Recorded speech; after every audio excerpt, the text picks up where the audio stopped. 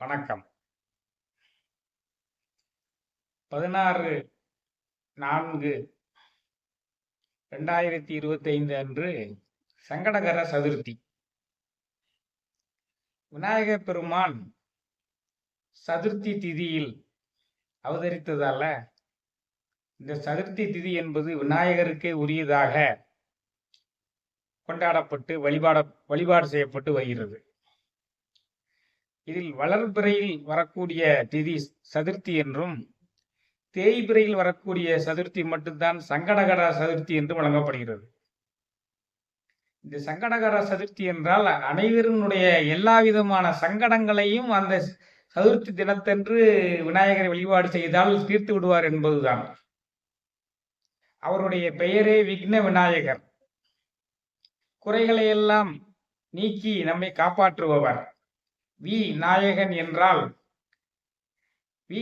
என்றால் தலைவன் என்று பொருள். வினைகளை எல்லாம் நீக்கக்கூடிய அந்த தலைவனுக்கு பேர் தான் விநாயகன். கணபதி என்றால் கணங்களுக்கு எல்லாம் தலைவன். இப்படி சிறப்பு பெயரை பெற்றிருக்கிறார் பிள்ளையார்.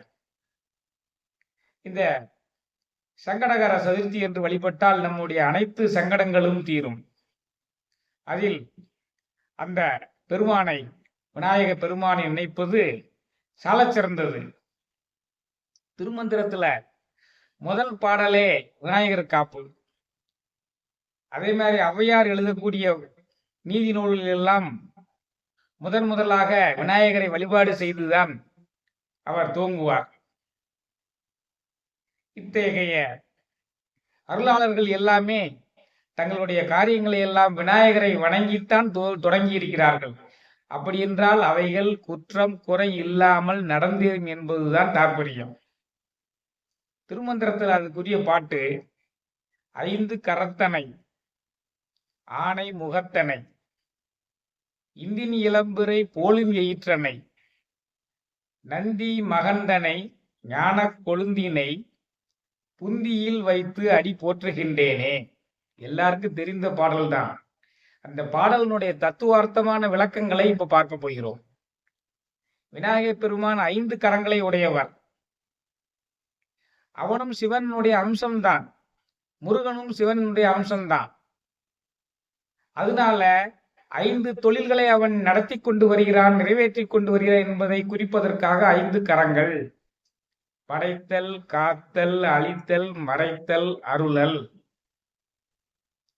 ஆக இந்த 5 கரங்களும் 5 தொழில்களை அவன் நிறைவேற்றி கொண்டு வருகிறான் என்பதை உணர்த்துகின்றன. அந்த தும்பிக்கை மறைத்தல் தொழிலை செய்கிறது. அந்த மோதகம் வைத்திருக்கக்கூடிய கை அருளல் தொழிலை செய்கிறது.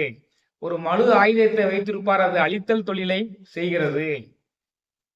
மற்ற 2 கரங்களும் அருளல் தொழிலையும் மற்ற தொழில்களையும் செய்கின்றன.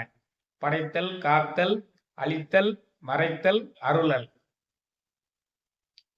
ஆக அதான் அவன் 5 கரத்தனை என்று வழிபட செய்யப்படுகிறான். பொருள் உணர்ந்து நாம் அந்த பாடலை பாடி இறைவனை வழங்க வேண்டும். ஆனை முகத்தனை, அவனுக்கு ஆனை முகம் எப்படி வந்தது? 5 கரத்தனை, ஆனை முகத்தனை, ஆனையினுடைய முகம் அவனுக்கு எப்படி வந்தது? முதலாக அவன் பார்வதி தேவியால் தோற்றுவிக்கப்படும் பொழுது மனித தலையுடன் தான் இருந்தான் விநாயகன். பார்வதி தேவி திருக்கைலாயத்தில் திருக்குளத்தில் நீராட செல்வதற்கு முன்பாக வாயில் காப்போர்கள் யாரும் இல்லாததால் அவளே சந்தனத்தை எடுத்து ஒரு உருவம் செய்து அதற்கு உயிரூட்டி அதை காவல் தெய்வமாக வெளியே வைத்துவிட்டு நீராட சென்றாள். யார் வந்தாலும் உள்ள விடாதேன்னு சொல்லிட்டு போனாரு. சொல்லிட்டு நீராட சென்றாள். சற்று நேரம் கழித்து சிவன் வந்தார். சிவனையும் அந்த பாலகன் தடுத்து நிப்பாட்டினான். அவருக்கு கோபம் வந்தது. அவர் கழுத்தை துண்டாக்கி விட்டான். துண்டாக்கி விட்டு உள்ளே சென்றான். எப்படி வந்தீர்கள் என்று பார்வதி தேவி கேட்டாள். இந்த மாதிரி ஒரு பாலகன் தடுத்து நிறுத்தினான். நான் அவன் தலையை கொய்து அறுத்து எரித்து விட்டேன் என்று சொன்னார் சிவன். அன்னை பார்வதிக்கு கோபம் வந்து விட்டது. வந்து பார்த்தால் தலையில்லாத விநாயகரை பார்த்தால் கோபம் கொண்டால். காளி உருவம் கொண்டு உலகத்திலுள்ள அனைத்து உயிர்களையும் வாட்டி வதைத்து கொன்று தீர்த்தால் இதற்கு என்ன செய்வது என்று அனைவரும் சிவனிடம் முறையிட்டார்கள். வடக்கு திசை நோக்கி செல்லுங்க, எந்த உருவம் கண்ணில் படுகிறதோ அதை கொய்து வாருங்கள் என்று சொன்னார்கள். முதலாக செல்லும் பொழுது ஒரு யானை உருவம் அவர்கள் கண்ணில் பட்டது. யானையினுடைய தலையை கொண்டு வந்து சிவனிடம் கொடுத்தார்கள். அந்த யானையினுடைய தலையை பொருத்தினார்.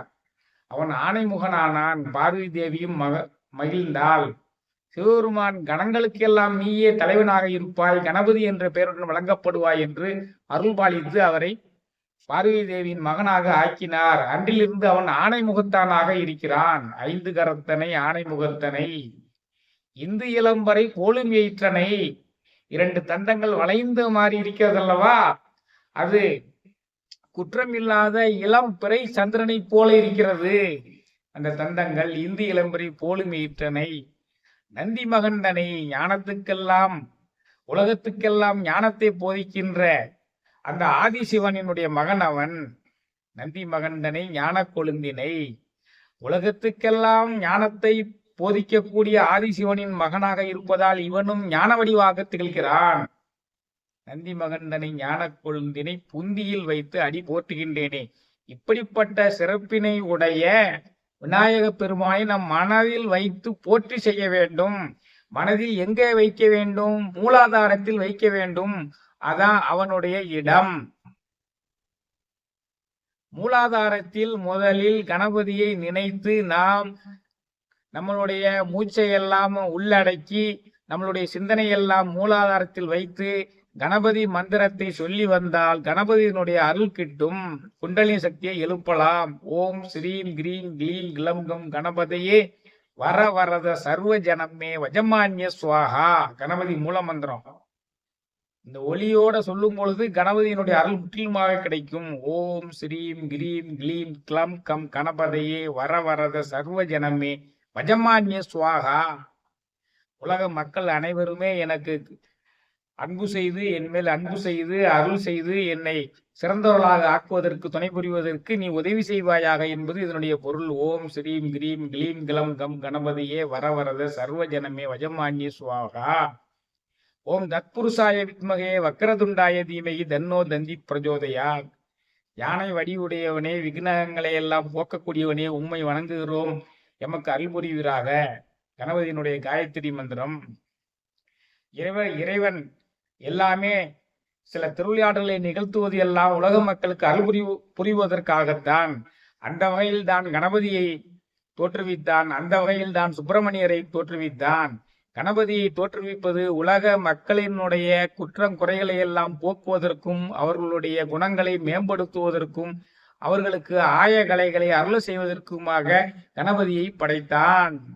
அப்ப கணபதி இந்த சங்கடகர சதுர்த்தி என்று வணங்கினால் உங்களுக்கு அனைத்து சங்கடங்களும் தீரும். உங்கள் கல்வியில் உள்ள பிரச்சனைகள் எல்லாம் தீரும். உங்கள் செல்வத்தில் உள்ள பிரச்சனைகள் எல்லாம் தீரும். உங்கள் மனம் தெளிவடையும். புத்தி சிறக்க வேண்டும் என்றால் புத்தி கணபதியை வழிபட வேண்டும் அல்லவா? அதான் முக்கியமான விஷயம். யாருக்காவது மனச்சலனம் இருக்கிறது, தடுமாற்றம் இருக்கிறது என்று சொன்னால் கணபதியை வணங்குங்கள். வாக்குண்டாம். கணபதியை வணங்குபவர்களுக்கு நல்ல கல்வி வரும். அதான் வாக்குண்டாம். நல்ல மனமுண்டாம். அவர்களுடைய மனம் சிறந்ததாகவும் சலனமற்றும் இருக்கும். மாமலரால் நோக்குண்டாம். தாமரை மலருள் எழுந்தருளியுள்ள லட்சுமி தேவியின் கடைக்கன் பார்வை பெற்று செல்வந்தர்களாக திகழ்வார்கள். வாக்குண்டாம். நல்ல மனமுண்டாம். மாமலரால் நோக்குண்டாம். மேனி நுடங்காது பூக்கொண்டு துப்பார் திருமேனி தும்பிக்கையான் பாதம் தப்பாமல் சார்வார் தமக்கு. வாடாத மலர்களை கொண்டு துப்பார் திருமேனி, சிவந்த மேனியை உடைய தும்பிக்கையை உடைய அந்த விநாயக பெருமானின் பாதத்தில் அந்த வாடாத மலர்களை போட்டு வழிபாடு செய்தால் உங்களுக்கு கல்வி வரும், சிறந்த மனம் இருக்கும், தீர்க்கமான ஆற்றலுடன் மனம் விளங்கும், சலனமற்று இருக்கும், செல்வம் உண்டாகும், அனைத்தும் உண்டாகும். இந்த சங்கடகர சதுர்த்தியில் நீங்கள் அனைவருமே இந்த 2 பாடல்களையும் வாயார சொல்லி வாழ்த்தி அந்த விநாயக பெருமானை பாடி வணங்கினால் உங்களுடைய குற்றம் குறைகள் எல்லாம் நீங்க பெற்று உங்களுடைய சங்கடம் எல்லாம் தீர பெற்று அனைத்து விதமான நலங்களையும் வளங்களையும் பெறுவீர்கள் என்பதற்காக இந்த சங்கடகர சதுர்த்தியில் இந்த பாடலை உங்களுக்கு சமர்ப்பிக்கிறேன். நாளை சங்கடகர சதுர்த்தி சிறப்பாக கொண்டாடி அனைவரும் சீரோடும் சிறப்போடும் வாழுங்கள். வான்முயில் வளாது பெய்க, மலிவளம் சுரக்க, மன்னன் கோன்முறை அரசு செய்க, குறைவிலாது உயிர்கள் வாழ்க, நான்மறை அறங்கள் ஓங்க, நற்றவம் வேள்வி மல்க, மேன்மைகுள் செய்வ நீதி விளங்குக உலகமெல்லாம். மேன்மைகுள் செய்வ நீதி விளங்குக உலகமெல்லாம். நன்றி.